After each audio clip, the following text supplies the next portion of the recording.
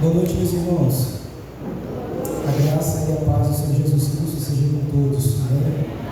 E com cada filho de Deus, onde quer que se encontre, e tudo da sua palavra, adorando ao Senhor. Quero ler com os irmãos o livro de Lucas, o Evangelho de Lucas. Evangelho de Lucas, capítulo 16, eu quero fazer uma leitura com os irmãos aqui. Lucas, capítulo 16, nós vamos ler versículos 1 ao 15. Lucas 16, do 1 ao 15.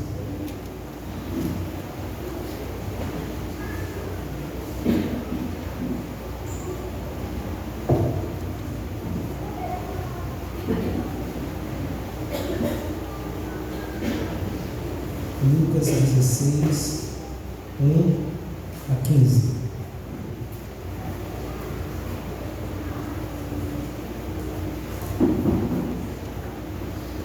Jesus disse aos seus discípulos: o administrador de um homem rico foi acusado de estar desperdiçando os seus bens. Então ele o chamou e lhe perguntou: o que é isso que estou ouvindo a seu respeito? Preste conta da sua administração, porque você não pode continuar sendo o administrador. O administrador disse a si mesmo: meu senhor está me despedindo. Que farei? Para cavar não tenho força, e tenho vergonha de me julgar. Já sei o que vou fazer para que, quando perder o meu emprego aqui, as pessoas me recebam em suas casas. Então chamou cada um dos devedores do seu senhor, perguntou ao primeiro: quanto você deve ao meu senhor? 100 potes de azeite, respondeu ele. O administrador lhe disse: tome sua conta, sente-se e depressa escreva 50. A seguir, ele perguntou ao segundo: e você, quanto deve? 100 tonéis de azeite de trigo, respondeu ele. Ele lhe disse: tome a sua conta e escreva 80. O Senhor elogiou o administrador desonesto, porque agiu astutamente, pois os filhos deste mundo são mais astutos no trato entre si do que os filhos da luz. Por isso eu lhes digo: usem a riqueza deste mundo ímpio para ganhar amigos, de forma que, quando ela acabar, estes os recebam nas moradas eternas. Quem é fiel no pouco também é fiel no muito, e quem é desonesto no pouco também é desonesto no muito. Assim, se vocês não forem dignos de confiança em lidar com as riquezas deste mundo ímpio, quem lhes confiará as verdadeiras riquezas? E se não forem dignos de confiança em relação ao que é dos outros, quem lhes dará o que é de vocês? Nenhum servo pode servir a dois senhores, pois odiará um e amará o outro, ou se dedicará a um e desprezará o outro. Vocês não podem servir a Deus e ao dinheiro. Os fariseus, que amavam o dinheiro, ouviam tudo isso e zombavam de Jesus. Ele lhes disse: vocês são os que se justificam a si mesmos aos olhos dos homens, mas Deus conhece o coração de vocês. Aquilo que tem muito valor entre os homens é detestável aos olhos de Deus. Amém.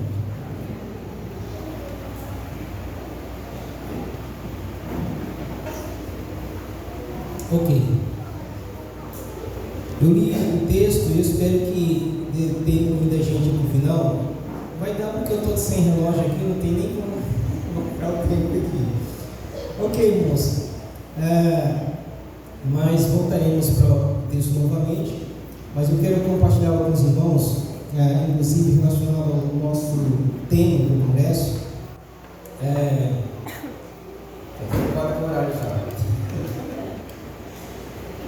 Meus queridos, para alguns, eu creio que muitos aqui conhecem o termo puritano, alguns já conhecem um pouco da história dos puritanos, tá? Outros aqui também possivelmente não conhecem, não sabem do que se trata, do que envolve exatamente o tema da nossa conferência. Eu tenho compartilhado com alguns irmãos, poucos irmãos, um pouco da minha vida cristã. A minha conversão aconteceu em 89.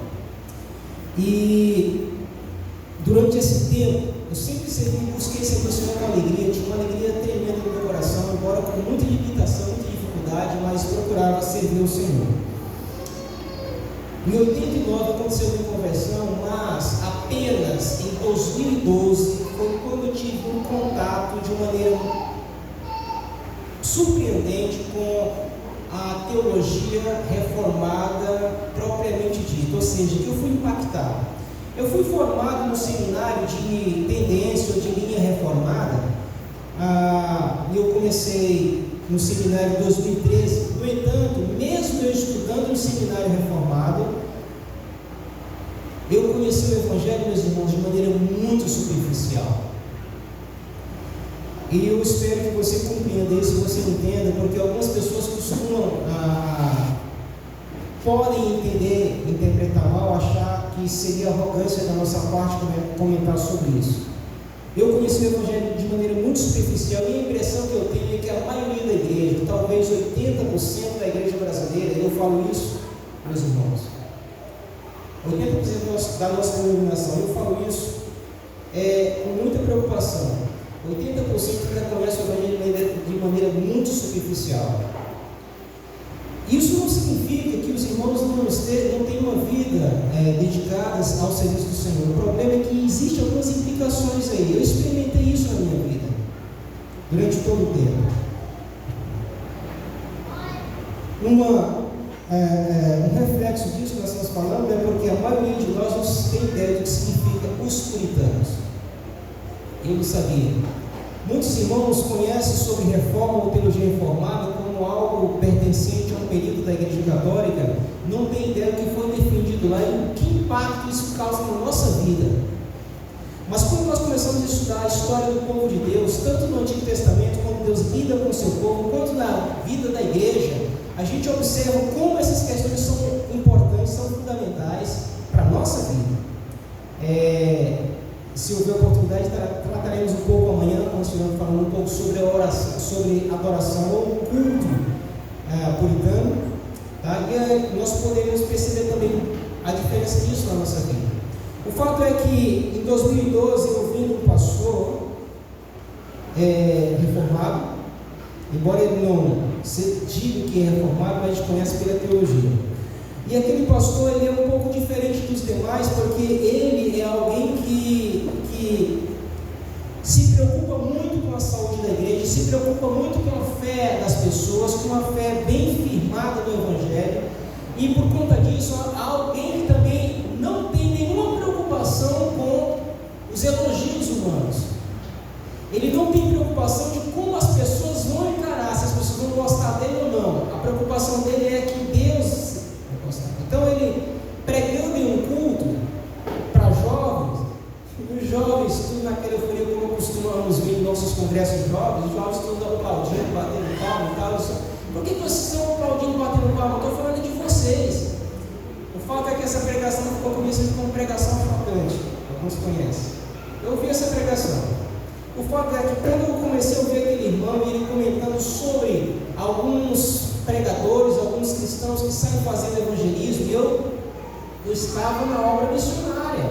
Eu sempre, quando eu cheguei aqui no Maranhão, de volta para a minha terra, eu dizia ao pessoal que eu era do Maranhão. E aí eu comecei a trabalhar em frentes missionárias. E quando aquele irmão começou a falar algumas verdades, inclusive ele escreveu até um livro, As 10 Acusações contra a Igreja Moderna. E quando ele começou a falar, irmãos, eu comecei a perceber o seguinte: olha, ele está falando de mim, ele está falando de nós fazemos é assim que nós evangelizamos. Igreja Batista Brasileira, missões nacionais, é assim que nós fazemos. E eu comecei a perceber que tudo estava equivocado, e a questão não era algo que ele falava e começava a mostrar na Bíblia, teologicamente, doutrinariamente, e aquilo foi caindo a ficha. E eu, poxa, eu vivi tanto tempo e não tive contato com a teologia reformada e não consegui perceber em que, como eu vivia na superficialidade. Isso não significa que eu não era cristão, não é isso. Que os irmãos não sejam cristãos, não é isso. A questão é que a gente vive o cristianismo de maneira superficial. O que reflete na nossa vida, reflete no nosso trato com os irmãos, reflete no nosso trato com Deus, reflete em toda a nossa prática cristã. Quando você olha para a vida do povo de Deus no Antigo Testamento, a gente fica até, poxa, como um pessoal tão duro como esse. Só que as nossas igrejas hoje vivem pior ainda, e não consegue perceber por conta exatamente dessas questões.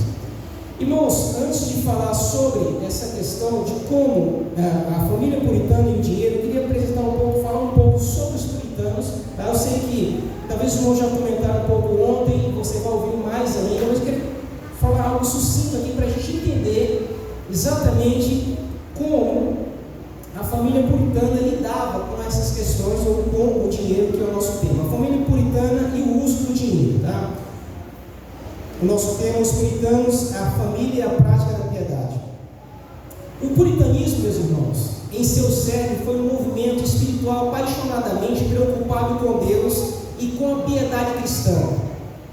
Algo que falta muito em nossas igrejas: paixão por Deus e paixão pela piedade cristã, uma vida piedosa, uma vida que glorifica a Deus. Subjugavam a própria consciência à palavra de Deus, disciplinando-se a fim de sujeitarem todas as suas atividades ao escrutínio bíblico, demandando uma justificação teológica distinta do que seria apenas pragmático para tudo o que fazia. Ou seja, se você chegasse para ele e perguntasse: por que você está fazendo isso? Porque a Bíblia nos ensina a fazer isso, é aqui nos ensina. Toda a sua vida era baseada naquilo que a Bíblia ensinava, bem fundamentado na Bíblia. Alguns irmãos ficam: puxa vida, eu queria vivenciar o puritanismo. Então, olha, muitos de nós, eu penso que alguns dos irmãos aqui, de fato, têm esse estilo de vida puritana. Mas, por outro lado, estamos um pouco distante ainda, porque nós temos muita religiosidade ainda. O que eu quero dizer com isso? Porque muito do que nós vivenciamos, muito do que nós praticamos, não é fundamentado nas Escrituras, mas é porque nós herdamos a tradição em nossas igrejas. Mas os irmãos, eles tinham uma vida pautada nas Escrituras. Os puritanos, um fato importante na mente e no coração dos puritanos era a preocupação acerca de Deus, em conhecê-lo verdadeiramente, em servi-lo corretamente, glorificá-lo e usufruir dele. Para eles, os puritanos, não podia haver real entendimento espiritual, nem qualquer piedade genuína, a não ser que os homens expusessem e escravizassem suas consciências à palavra de Deus. Nós temos essa disposição, essa predisposição de nos submetermos às Escrituras, à palavra de Deus, dessa maneira, dessa forma. Era assim os puritanos, é assim que eles viviam. Os puritanos tinham o objetivo de levar a totalidade da vida para debaixo de todo o conselho de Deus, e desse modo atribuíam importância espiritual a todos os esforços humanos. Todo o esforço, toda a vida diária dos puritanos era voltada para Deus. Eu não sei quanto a você, mas eu, durante muito tempo, aí dá para você, aquilo que nós falamos no início sobre a superficialidade, em curso de oração a gente ficava: eu peço que os irmãos olhem pela minha vida material e pela minha vida espiritual. Talvez você já ouviu isso. Isso não tem nada a ver com a Bíblia, isso não tem nada a ver com o cristianismo, isso não é bíblico. O cristão, ele não tem duas vidas, ele tem uma vida cristã. No trabalho, ele é cristão, ele trabalha como cristão. Em casa, ele é um chefe de família como cristão. Ele faz tudo de acordo com o que a palavra diz. Quer comamos, quer bebamos, façamos tudo para a glória de Deus. Um dia eu fiquei chocado quando eu li esse texto, porque eu aprendi isso. Eu aprendi: olha pela minha vida espiritual e pela vida material.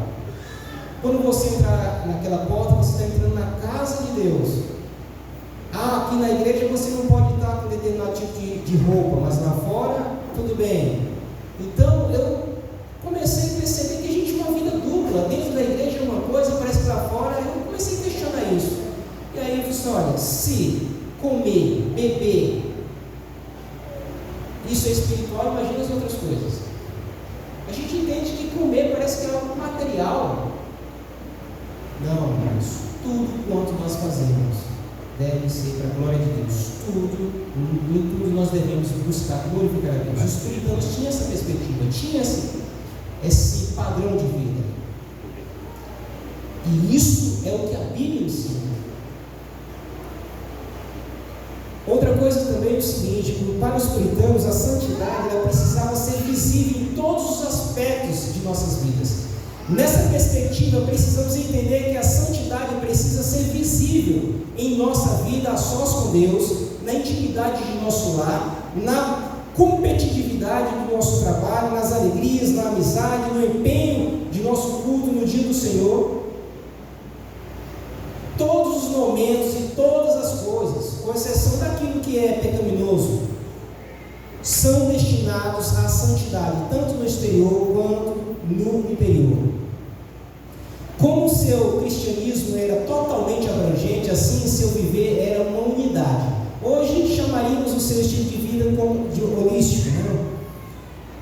Toda a conscientização, atividade e prazer, todo o emprego, todas as criaturas e desenvolvimentos de poderes pessoais e criatividade integravam-se na unidade, na única finalidade de honrar a Deus, apreciando todos os seus dons e tornando tudo em santidade ao Senhor. Para eles, para os puritanos, não havia disjunção entre o sagrado e o secular. Toda a criação, até onde conheciam, era sagrada. Todas as atividades de qualquer tipo deveriam ser santificadas, ou seja, feitas para a glória de Deus. Eles aplicavam seu entendimento a respeito da mente de Deus a cada aspecto da vida, considerando a igreja, a família, o Estado e as artes e as ciências, o mundo do comércio e da indústria como tão importantes como as devoções individuais do crente e também como várias esferas das quais Deus deve ser servido e honrado. E quanto ao dinheiro, como os puritanos lidavam? Os puritanos se posicionavam de que maneira? Observa-se que Martinho Lutero tornou, aliás, o Heidegger observa que o Martinho Lutero tornou-se monge. Quando ele se tornou-se monge, fez um voto de pobreza. Tá? Isso refletia uma antiga visão católica de que a pobreza é inerentemente virtuosa à pessoa. Eu lembro que eu estava chegando à fé cristã, foi mais ou menos nessa transição. Eu assisti um filme chamado, se eu não me engano, é Irmão Sol, Irmã Lua, de Francisco de Assis. São Francisco de Assis. Aquele filme me impactou muito. Tá? Eu não conhecia o Evangelho, não conhecia, mas me impactou a atitude daquele jovem, daquele rapaz, né, que quando ele foi tocado, ali ele teve uma certa percepção e ele abriu mão de toda a sua riqueza e se dedicou aí ao ministério. Por isso que saiu os franciscanos e tudo mais, e surgiu aquela teologia, a igreja gosta disso, tá? A questão da pobreza, e o pessoal começou a disseminar isso como que a pobreza fosse virtuosa, fosse algo virtuoso. Então ser pobre é algo virtuoso. O pessoal começou realmente a defender esse pensamento. Então a igreja ela tinha esse pensamento, tá? E interessante, diz que a pobreza é inerentemente virtuosa para a pessoa. Embora essa visão só revele a incoerência da própria igreja, que na época era detentora de muitas posses, né? A pessoa que conhece um pouco da história da igreja, ela era detentora de muitas posses. Então, dessa forma, a pobreza seria uma virtude que servia para todos, menos para a igreja. Eles gostavam de dinheiro. Quem assistiu aquele filme de Lutero, vê como que é o Papa, né, o líder, lidava com essa questão de riqueza, dinheiro, até eles cobravam, né, vendia perdão de pecado, vendia lugar do céu. Eles gostavam de dinheiro, né? Então a pobreza é uma virtude que você precisa, eles não, né? É igual a teologia de prosperidade, só prosperam os líderes, só os pregadores, que são próximos. Mas isso, às vezes, vem na nossa mente, a gente ainda traz um resquício disso, desse pensamento, desses conceitos. Agora, os puritanos, eles não nutriam essa perspectiva. Para eles, todo o amor da criatura, o mundo ou as riquezas, não são pecados, pois todas as obras de Deus são boas como tais. Se Deus mostrar-lhe, assim pensava o puritano, tá? Se Deus mostrar-lhe um meio pelo qual você possa legalmente ganhar mais do que por um outro meio,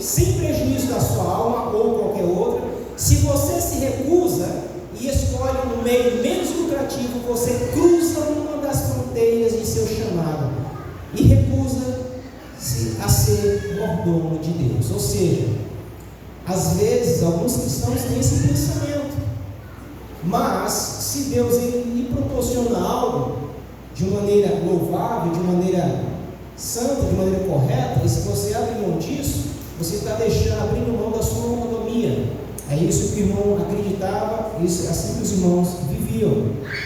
Outra coisa também, eles ensinavam que devemos usar de tal modo os bens que temos, que o uso e posse deles deve tender à glória de Deus e à salvação de nossas almas. Nossas riquezas devem ser empregadas em usos necessários. Vem primeiro a manutenção de nosso bom estado e condição. Em segundo lugar, o bem dos outros, especialmente daqueles que são de nossa família e parentesco. Em terceiro lugar, assistência aos pobres. Em quarto lugar, a manutenção da igreja de Deus e a verdadeira religião. Em quinto lugar, a manutenção da comunidade. Tudo isso só é feito com dinheiro.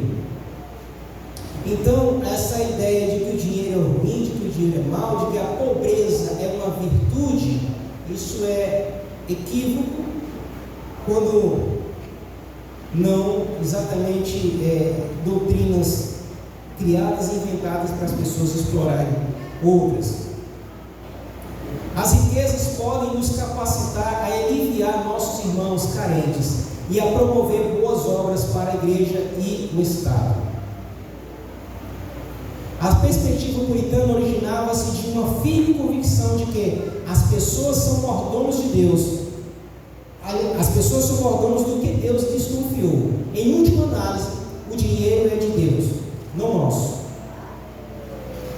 Agora, passemos à consideração mais fundamental para a nossa vida como cristãos, que é o nosso texto aqui. Ok, meus irmãos, nós lemos aqui essa passagem de Lucas 16 e estaremos discorrendo um pouco sobre esse assunto da mordomia, porque nós cremos que mordomia é a palavra-chave aqui, tanto para a questão de como os puritanos lidavam com o dinheiro, como a família puritana lidava com o dinheiro. É questão de mordomia. Eu creio que essa é a palavra-chave aqui para o nosso estudo. Tá? Nós desenvolvemos alguns conceitos equivocados sobre dinheiro. Tá? Eu queria citar aqui alguns versículos também que eu acabei deixando. Tá? Olha só, Lucas capítulo 1, versículo 23: encheu de coisas boas os famintos, mas despediu as mãos de mãos vazias os ricos. Mas há de vocês ricos, pois já receberam a sua consolação. Então Jesus disse aos discípulos: digo-lhes a verdade, dificilmente um rico entrará no reino dos céus. Ouçam, meus amados irmãos, não escolheu Deus os que são pobres aos olhos do mundo para serem ricos em fé e herdarem o reino que Ele prometeu aos que o amam? Os irmãos, vocês observaram como é fácil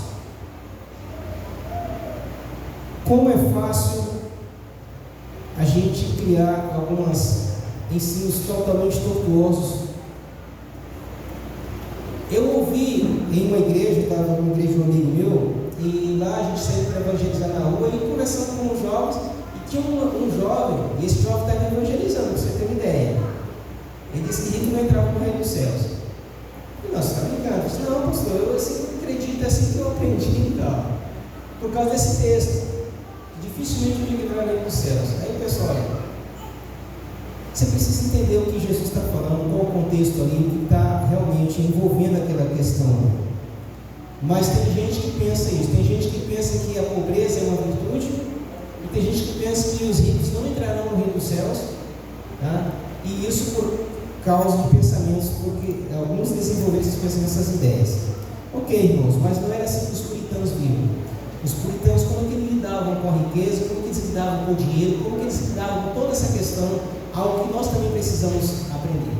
Por que que eu fui exatamente por aqui? Porque a gente está desenvolvendo aqui, de repente o pessoal diz: não, os puritanos viam assim, mas a gente quer saber o que Deus fala.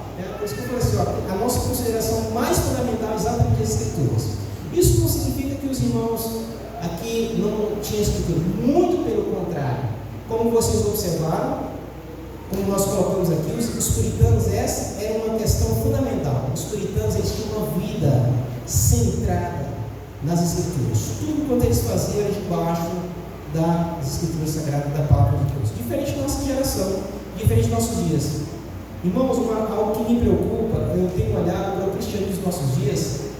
A maioria das pessoas, dos crentes, eles vivem de acordo com a sua mente, de acordo com o seu pensamento, não de acordo com a palavra de Deus.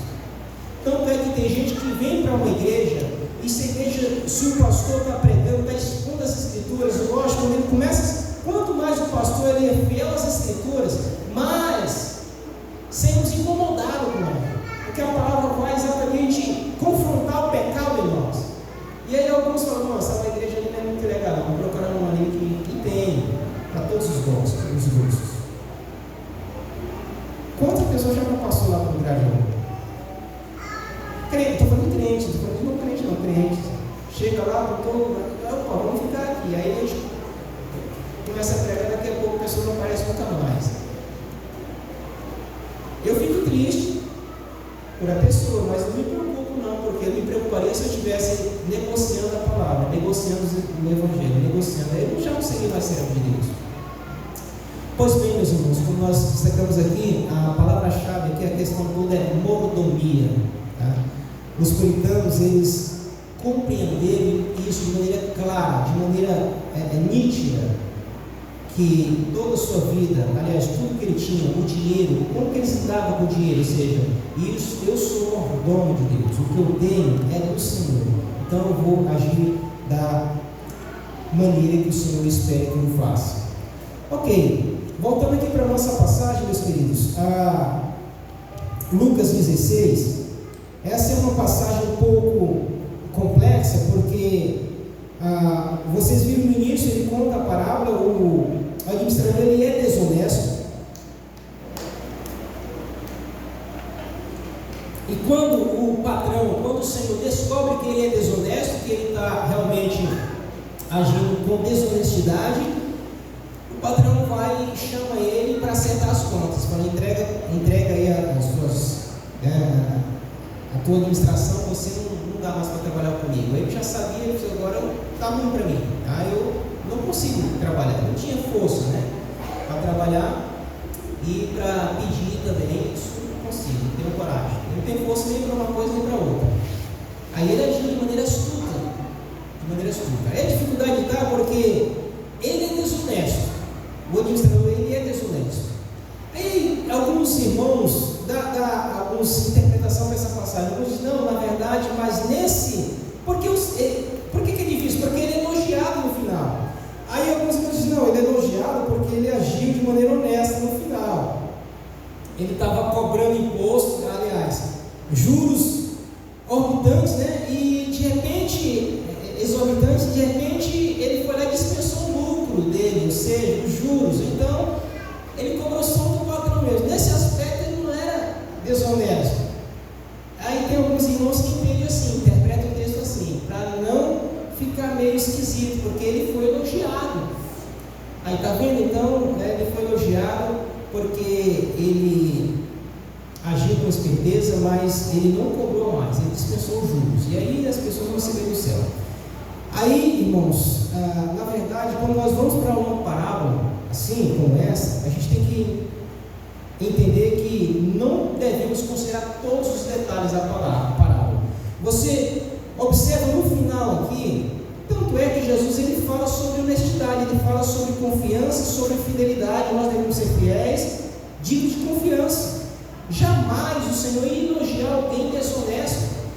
Ou seja, o que ele está louvando aqui, o que é louvável aqui nesse rapaz, nesse ilustrador, não é a desonestidade dele, não é a maneira que ele agiu, jamais, até porque no próprio contexto você vai perceber isso, no próprio contexto você percebe esse conflito de ideias aqui. E o que o Senhor elogia? Na verdade, Jesus ele faz uma observação aqui para os seus discípulos, dizendo que a gente deve atentar para essa situação e aprender com essa situação, mas não aprender a desonestidade. Eu quero destacar aqui para os irmãos aqui algumas lições para nós. Primeiramente, irmãos, versículo 8 e versículo 8 e 9, nós destacamos o seguinte: e a lição é que você e eu, nós devemos ter como foco o reino de Deus no uso dos nossos bens. Tenhamos como foco o reino de Deus no uso dos nossos bens. O versículo 8 vai dizer o seguinte: o Senhor elogiou o administrador desonesto porque agiu astutamente, pois os filhos deste mundo são mais astutos no trato entre si do que os filhos da luz. Isso aqui que trava a mente de muitos, assim, não, agora está complicado, porque ele foi elogiado, foi louvado, e ainda diz que os filhos da luz são menos astutos, menos inteligentes, menos espertos do que os filhos das trevas, do que eles. Olha o que diz o versículo 9: por isso, essa expressão, por isso, é muito importante para você entender tudo que foi dito até agora. Por isso, eu lhes digo, usem a riqueza deste mundo ímpio para ganhar amigos, de forma que, quando ela acabar, estes os recebam nas moradas eternas. O que aquele rapaz fez? Ele estava numa situação crítica, ele entrou num momento crítico ali, e ele ao que era da sua natureza, desonestidade, de maneira desonesta, ele foi lá e reduziu realmente as dívidas das pessoas. Ele não foi honesto, se tinha juros, mas a questão toda é que ele continuou na sua desonestidade com o seu patrão. Tanto é que, se ele fosse honesto, ele não teria sido demitido. Ele fez aquilo para quê? Quando ele ficasse desempregado, ele próprio disse isso, os outros iam recebê-los nas suas casas, e isso de fato aconteceu.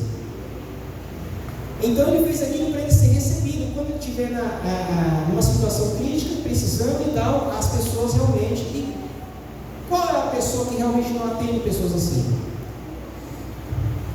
E Jesus, ele usa essa ilustração para dizer que nós devemos usar os nossos bens exatamente para quando eles nos faltarem. Ele diz exatamente isso: quando essas riquezas nos faltarem, nós sejamos recebidos nas moradas eternas.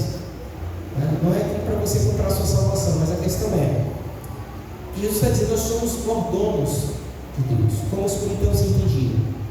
O que você tem não é seu, é de Deus, que Deus deu para você administrar. O que nós temos é de Deus. É lógico que nessa administração, as pessoas mais importantes que você deve estender os seus bens é você próprio, a sua família. Mas também não é somente esse, devemos estender aqueles necessitados, assim por diante, como os puritanos tinham essa perspectiva, e eles realmente ensinavam assim. No entanto, irmãos, o que nós temos realmente devemos focar o reino de Deus. Eu lembro que eu estava no seminário, um pastor, foi um pastor que me encorajou muito nessa questão de estudar a Bíblia, né? Meu sonho é ser como ele, né? Um bom exegeta. Ele era um bom exegeta. Ele era porque ele faleceu bem novo, não foi meu professor, a gente interagiu bastante. E na aula lá, ele dando aula e ele lendo lá em Atos capítulo 2, capítulo 5, quando trata de como a igreja vivia no início. Aí ele lendo e expondo, aí tinha uma irmã, colega de sala lá, disse: não, pastor, mas isso aí é só naquele tempo. Eu disse: não, aqui é a Bíblia, o que a Bíblia está ensinando. Não, mas isso aqui é só naquele tempo. Eu disse: não, aqui é a Bíblia, é a palavra de Deus. É interessante como a irmã teve dificuldade. Não, aquilo é só uma coisa daquele tempo lá, isso aqui não é, tipo assim, não é para nós hoje não. Irmãos, nós temos dificuldade de encarar algumas porções das Escrituras e realmente aplicar em nossa vida. Irmãos, tudo quanto está escrito para o nosso ensino foi escrito, para que nós tenhamos uma vida diante do Senhor. Na verdade, toda a nossa vida pertence ao Senhor. Nós fomos comprados por alto preço, preço incalculável. Nós não pertencemos a nós mesmos. Você não pertence a você mesmo. A sua vida não é sua, a sua vida é de Deus. Agora, se a sua vida é de Deus, imagina o que você tem. E nós aprendemos com o tempo que não, a minha vida eu sou pelo meu próprio nariz, eu faço o que quero da minha vida. Não, tudo que nós temos, tudo que nós somos é do Senhor. E é por isso, meus queridos, que nós vivemos vidas medíocres, vidas mesquinhas, tanto espiritualmente, diante do Senhor, quanto no nosso relacionamento com a igreja, nos conjuntos e assim por diante. Porque nós não temos uma vida pautada no reino de Deus. Então, tenha como foco o reino de Deus no uso dos seus bens. A segunda lição que nós destacamos aqui é que você deve manter ou desenvolver uma vida de fidelidade para com Cristo. Versículo de número 10 diz o seguinte: quem é fiel no pouco também é fiel no muito, e quem é desonesto no pouco também é desonesto no muito. Assim, se vocês não forem dignos de confiança em lidar com as riquezas deste mundo ímpio, quem lhes confiará as verdadeiras riquezas? E se vocês não forem dignos de confiança em relação ao que é dos outros, quem lhes dará o que é de vocês? Interessante. Bom, se é nosso, tem que me dar, que é meu, né, filho? Não, mas diz o seguinte: olha, o que você tem pertence a Deus.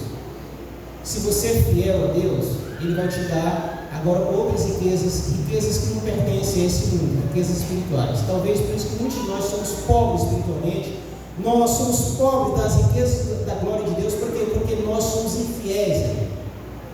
E essa infidelidade, ela paira no coração não só de quem tem dinheiro, muito, mas de quem tem pouco também.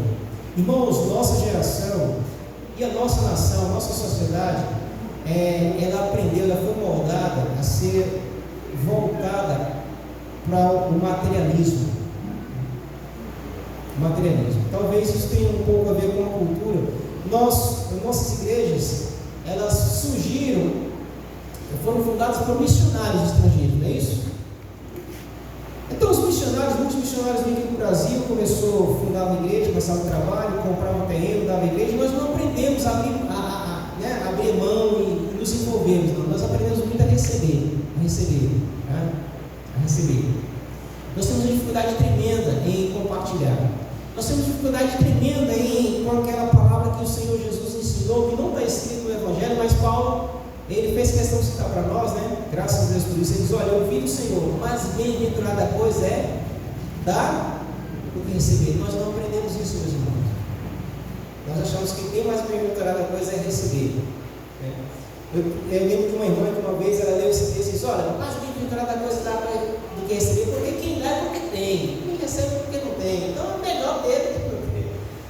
Irmãos, é bem-aventurado porque é satisfatório. Você não imagina a felicidade, a satisfação que o Espírito Santo coloca no nosso coração quando nós abrimos o nosso coração para atender o nosso próximo, o nosso semelhante. Quando nós compartilhamos algo nosso com o próximo, isso é extraordinário. Mas a nossa sociedade, as nossas igrejas não aprendem isso, porque nós não nos submetemos muitas escrituras. Nós nos entregamos ao pragmatismo. O pragmatismo está detonando as igrejas. Até nossas igrejas batistas. É incrível como você vê pessoas que faz todo tipo de palhaçada em um ambiente como esse, dizendo que está cultuando a Deus. E como o povo faz sucesso. E alguns de nós, às vezes, olham para essas coisas estranhas, sabem que na Bíblia nós conhecemos, mas nós não temos ideia e não sabemos realmente confrontar isso. Até porque talvez nós nos empenhamos, não nos dedicamos também às Escrituras, porque nós sabemos claramente que isso não pertence a Deus, não tem nada a ver com o Evangelho. Então, meus queridos, a segunda lição que nós sacamos aqui: desenvolva uma vida de fidelidade ao Senhor. E a vida de fidelidade ela não se limita àquelas pessoas que têm condições. Olha só, Jesus ele diz o seguinte: quem é fiel no pouco também é fiel no muito, e quem é infiel no pouco também é infiel no muito.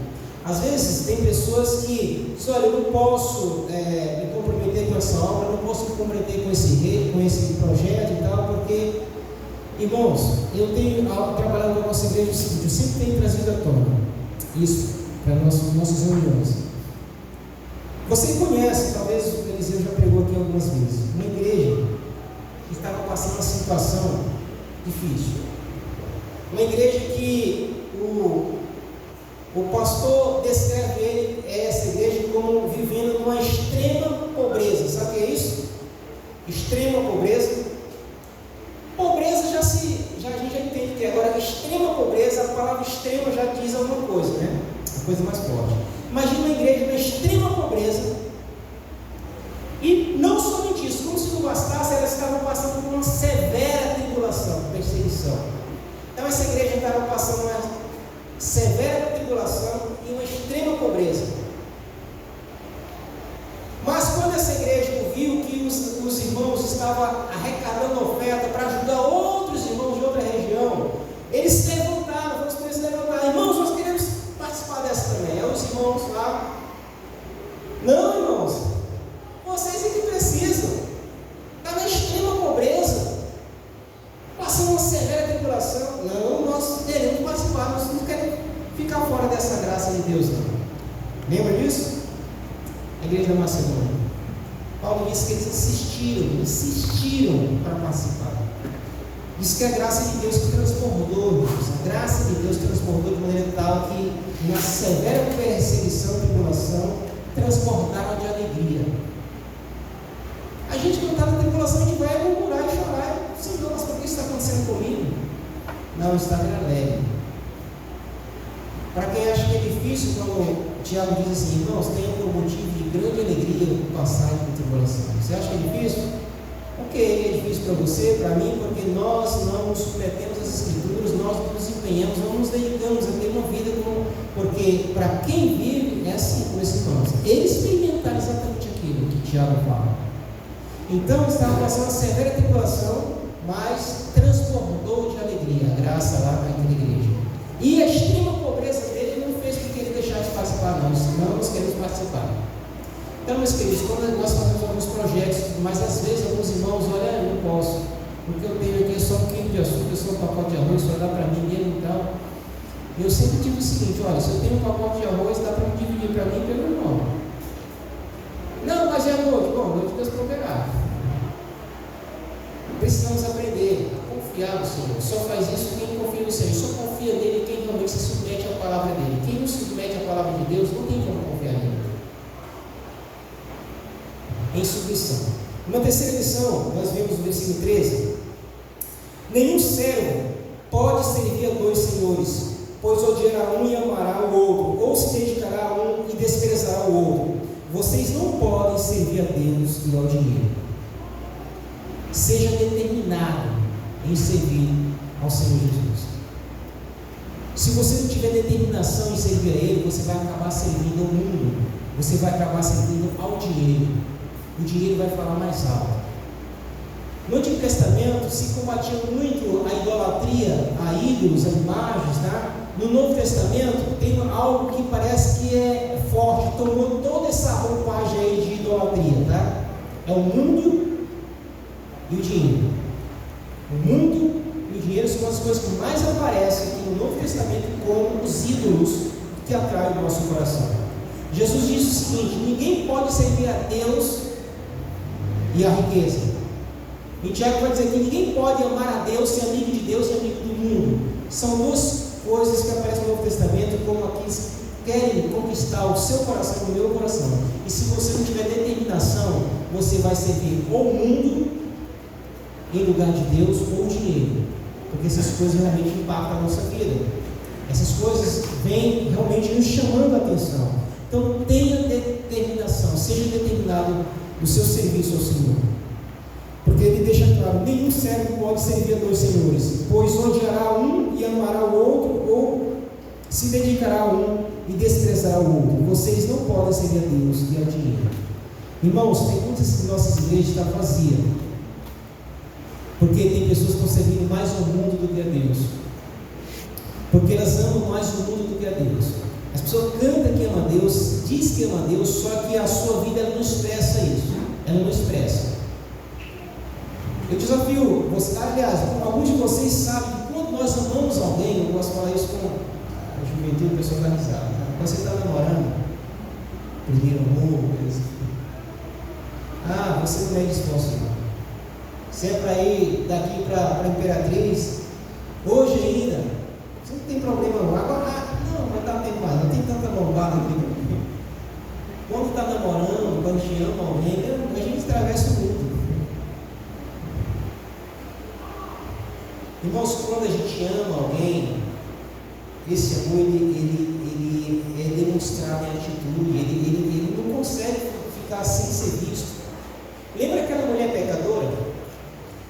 O Simão chama Jesus para uma refeição, Jesus vai almoçar na casa dele, vai jantar na casa dele. De repente a mulher pecadora fica sabendo que Jesus está lá, e a mulher vai. Leva um vidro de perfume caríssimo. Não é isso? Derrama os pés de Jesus ali, beija os pés de Jesus, enxuga chorando, olha lá, enxuga no cabelo. Aí está lá o religiosão, os fariseus, aí olha para Jesus, se ele fosse profeta, ele saberia quem é essa mulher, né? Tem alguns crentes que fazem isso também. Se esse camarada fosse realmente puritano, se ele fosse reformado, aí Jesus conhecia, né? Aí chamou Simão, olha, eu vou te fazer uma pergunta, Simão. Tinha um credor que emprestou dinheiro para duas pessoas, um emprestou 500, o outro emprestou 50, nenhum dos dois tinha que pagar, e ele perdoou os dois, Simão. Quem, Simão, vai amar mais? Até eu respondi essa. Bom, acho que foi aquele que perdoou 500. Irmão, pois é. Está vendo essa mulher, Simão? Eu entrei na tua casa, você não me recebeu com um beijo santo, um ósculo santo.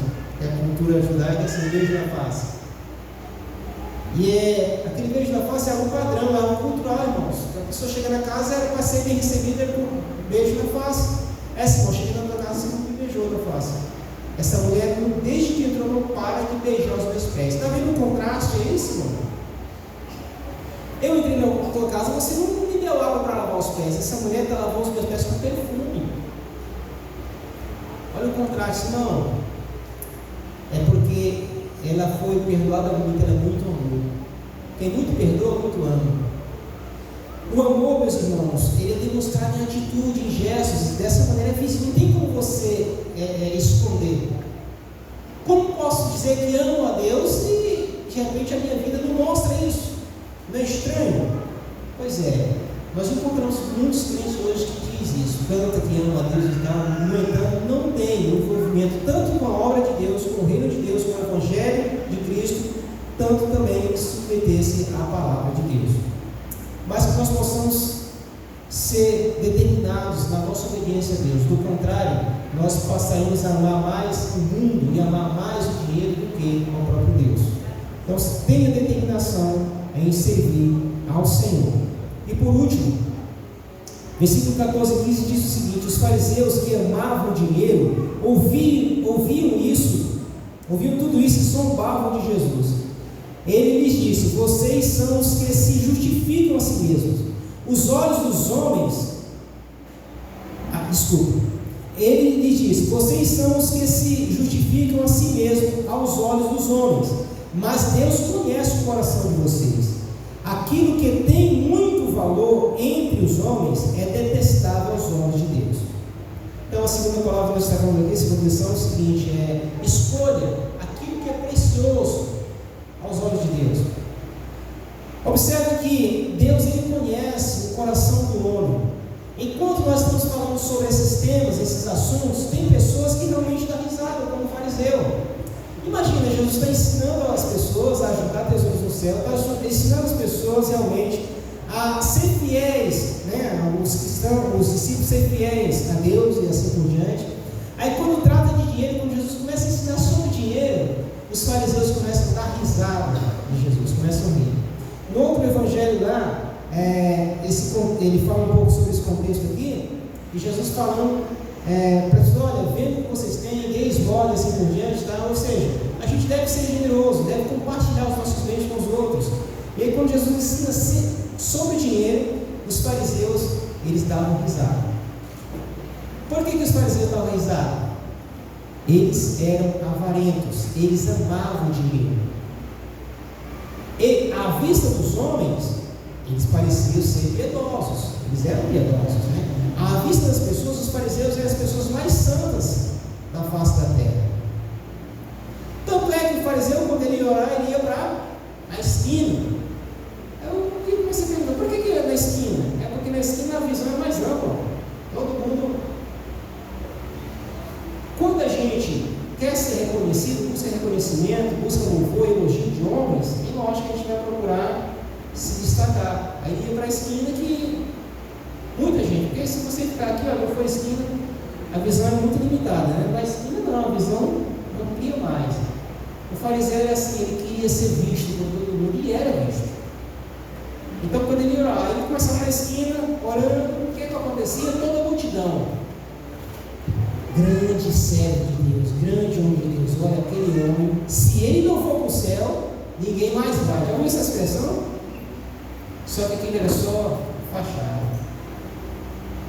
Quando ele se enjoava, colocava roupa sem curvar, não é isso? Jesus, olha, não faço como eles. Eles fazem para ser reconhecido. Quando ele dava esmola, ajudava alguém, dava e pedia para alguém tocar. Toca o instrumento, só tocava. Por quê? Quando tocava, todo mundo olhava. Opa, o fariseu. O nome de Deus. Irmãos, era assim o fariseu, só que por dentro, ganância, avareza, idólatra. Jesus, quando está ensinando aqui, eles dão risada. Já pensou alguém rir de Jesus? Era isso. Olha só, os fariseus que amavam o dinheiro, ouviram tudo isso e zombavam de Jesus. Só que Jesus conhece o coração. Jesus não conhece somente o exterior. Jesus, quando olhava para o fariseu, Jesus não olhava somente o exterior. As pessoas não conseguiam ver o coração. Jesus via o coração. O coração dele era igual sepulcro encaiado. Jesus sabia o que estava no coração dele. A Jesus, olha, o que vocês amam é abominável. Vocês gostam de ser vistos pelos olhos dos homens e tudo mais, as pessoas não percebem, mas o que vocês amam é abominável. Deus conhece o nosso coração, e Deus sabe se o nosso coração está no reino de Deus ou se está no mundo.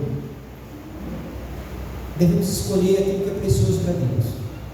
Eu não sei quanto a você, se você realmente tem submetido às Escrituras, tem buscado ter uma vida submissa às Escrituras, como esses irmãos do passado nos ensinaram. Algo importante da gente voltar ao passado para ver alguns testemunhos assim como esses irmãos, para a gente aprender e ser encorajado. Como eu falei para vocês, nós vivemos uma época em que, infelizmente, até a maioria das nossas igrejas batistas, ela vive na superficialidade do Evangelho. Mas como se não bastasse viver na superficialidade do Evangelho, tem mergulhado em um sistema de crença terrível, que é o pragmatismo. É por isso que você vê dentro da igreja coisas que não deveria nem pensar em estar dentro da igreja. Porque o pessoal não tem amado a palavra de Deus, não tem amado as doutrinas cristãs. A diferença entre o puritano e a nossa geração é porque os puritanos eles tinham uma vida centrada em Deus e na sua palavra. Então tudo quanto eles faziam era de acordo com a palavra de Deus. Se tivesse alguns puritanos aqui, talvez alguns de nós ficariam escandalizados com ele. Alguns de nós ficariam escandalizados com os puritanos. Porque nós absorvemos muito da religiosidade que é passada para nós, não vida cristã. Mas nós devemos encarar como irmãos que toda a nossa vida, seja o nosso dinheiro, o nosso trabalho, nossa família, tudo pertence ao Senhor, a nossa própria vida pertence ao Senhor. Devemos viver como tal, dessa maneira. Quando o Senhor Jesus ele ensina isso aos seus discípulos, ele diz o seguinte: quando nós nos mantemos assim, fiéis ao Senhor, e aí Deus vai também abrir ali os tesouros dos céus e nos enriquecer também das glórias de Deus. Ou seja, imagina, irmãos, o que você viver ainda neste mundo e começar a desfrutar de algumas maravilhas que pertencem à eternidade. Talvez, você pensando, talvez a gente compreenda um pouco por que o apóstolo Paulo chega aí um momento, dizer o seguinte: olha, que ele chega e fala para os nossos filhos, pensa, olha, irmãos, eu estou num aperto, porque eu não sei o que escolher. Eu estou desejando muito morrer e ir para junto do Senhor, mas eu quero ficar com vocês para abençoar vocês mais. Então, aí eu já vi algumas pessoas, mas é difícil alguém assim realmente querer morrer para estar junto do Senhor. Mas na verdade a gente está todo apegado a esse mundo, como se não quisesse largar dele de jeito nenhum, né? E aí tem uma pessoa que está dizendo que quer partir, ele diz que está apertado porque ele deseja muito, porque é bem melhor. Porque o apóstolo Paulo, ele conseguia perceber, discernir algumas coisas, ele conseguia ver algumas coisas, tá? Porque quanto mais a pessoa se dedica e se entrega, Deus vai abrir os tesouros do céu. Puxa, lá é melhor mesmo, não tem como, lá é melhor, né? Já pensou uma oração como, aliás, Deus pensa como de Paulo, foi arrebatado ao terceiro céu? Aí eu vou dar testemunho na igreja, a primeira coisa que eu ia fazer é contar o testemunho na igreja. Irmãos, olha, às vezes nós perdemos muito, mas muito mesmo, porque nós temos uma vida muito limitada e muito presa aqui agora. Mas pense nisso, pense nisso.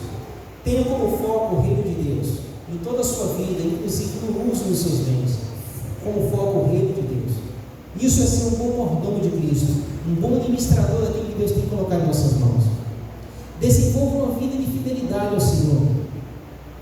Desenvolva uma vida de fidelidade ao Senhor, porque aí você vai desfrutar de mais confiança do Senhor. Ele vai cada vez mais abençoar a sua vida, lhe dar riquezas espirituais, riquezas que as pessoas, muitos aqui, não conseguem captar. Por quê? Porque coisas que pertencem à eternidade. Como ele diz o seguinte: olha, se você não é fiel naquilo que, nas riquezas injustas, quanto mais aquilo que é de você, ou seja, as coisas espirituais, as coisas celestiais.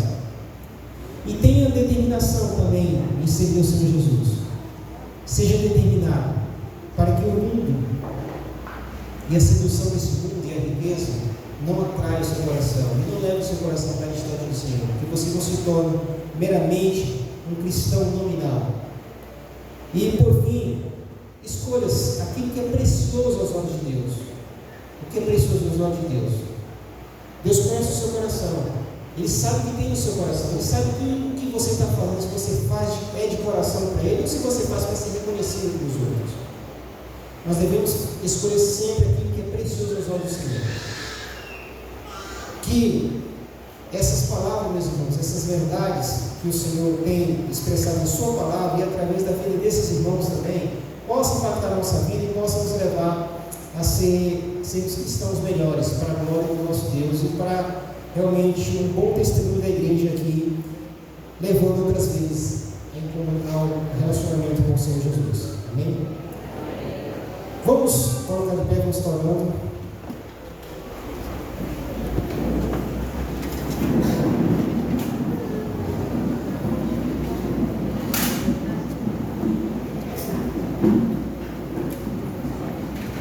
Senhor nosso Deus e nosso Pai que estás no céu, santificado seja o Teu nome, Pai.